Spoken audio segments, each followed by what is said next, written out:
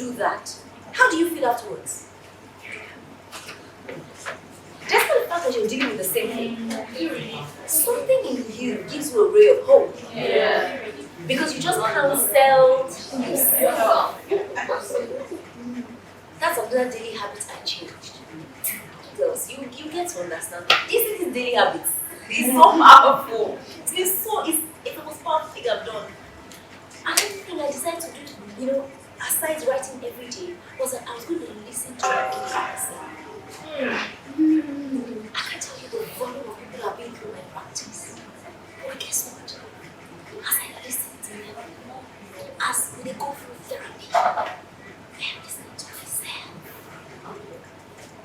Because helping people through their emotional challenges, I always see it as a privilege. And I tell my clients, I'm trying to figure out life together. Don't look at me on a pedestal. Oh, she's a therapist. Then she has it all figured out. I don't have it all figured out. So I love real. Please permit me. I love real.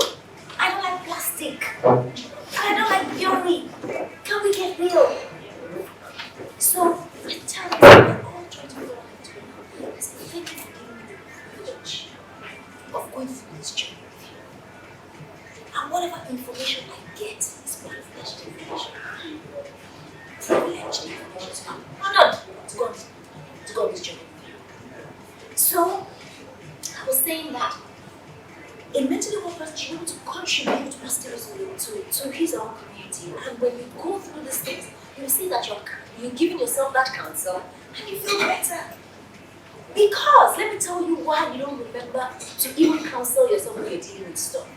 You don't remember to counsel yourself when you're dealing with stuff because you're emotionally invested. You're emotionally invested in that situation. But it's very easy to watch a reality TV show and say, Ebuka shouldn't have said that.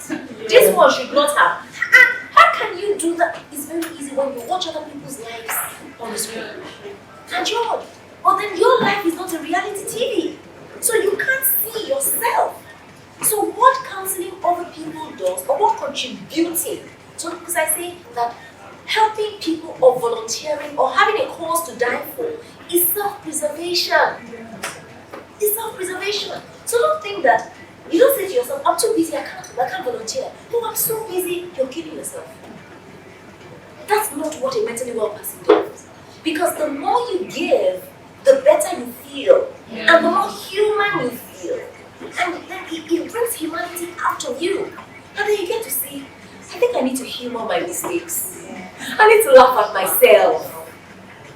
That's what happens. So a mentally well person is able to contribute positively to his own community, because in contributing to the community, you are not overwhelmed by the things you're going through. You are able to see that other people are dealing as well.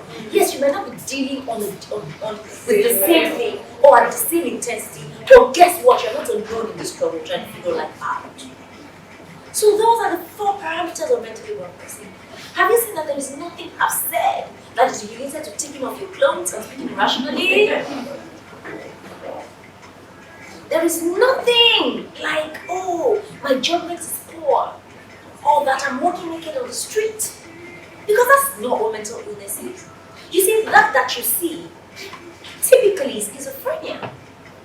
And we have over 400 and something mental illnesses, types of mental illnesses.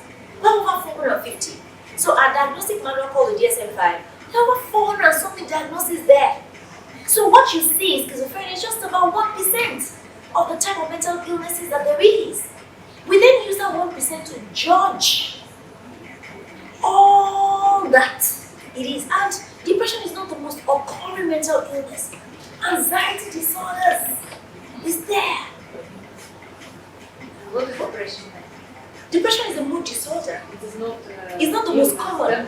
It's a mental disorder, but it's not the most occurring.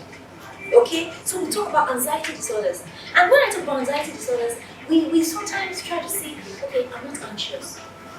The presence of physical calmness is not to mean that you're not having psychic anxiety.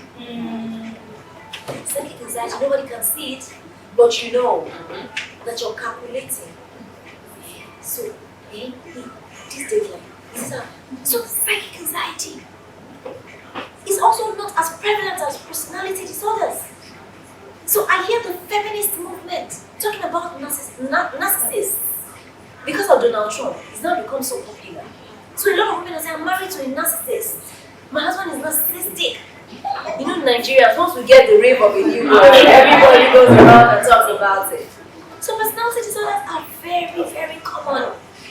They are more common than depression. Alright? So, because we do not have this information, we're not equipped.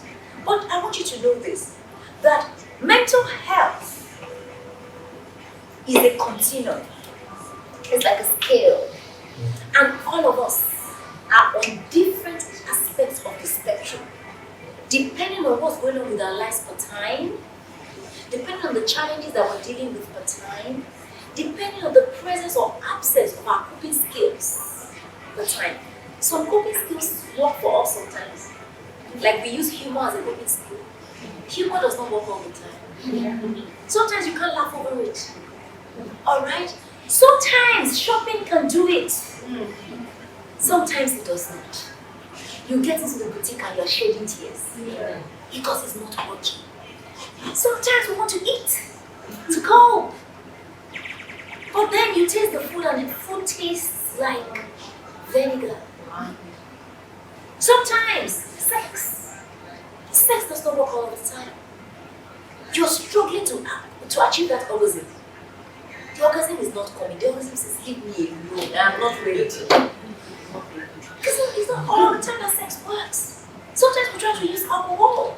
Sometimes we use sleeping pills. Okay? But I want you to know that we do not ask for help because we are weak. It's not because we're weak, that's why we're asking for help. We ask for help because we want to remain strong.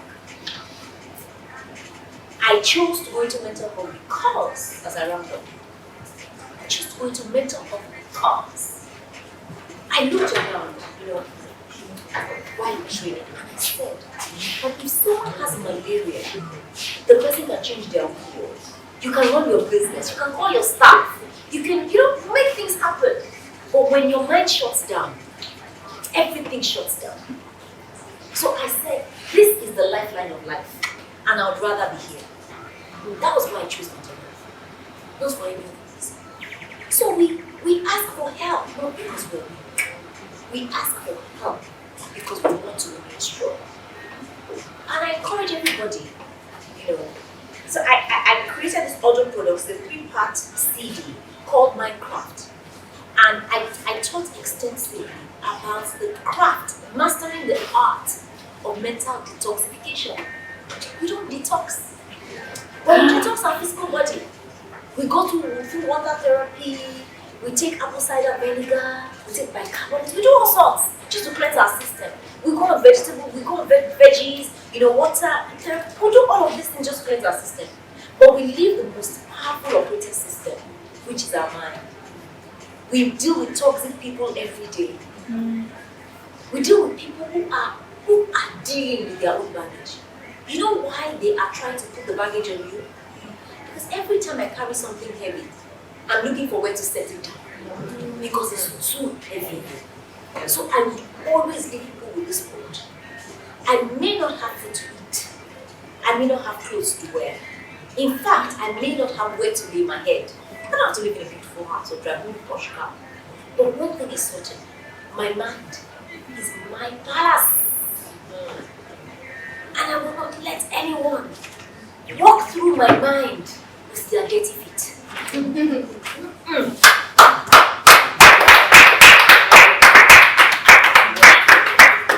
mind with their dirty feet. So people are going around with their baggages. But guess what? That baggage cannot come here. I tell them, see, my life is stressed already. You cannot come and add your baggage to my own. I'm already dealing with what I'm dealing with. So we say bad energy stay far away. But sometimes we become that bad energy. And we never know when we become that bad energy. Because we are not detoxifying. So when you do not master the art of mental detoxification, you are gradually stripping away your power. That same energy that you're using in calculating why this person did what is the same energy that you can use in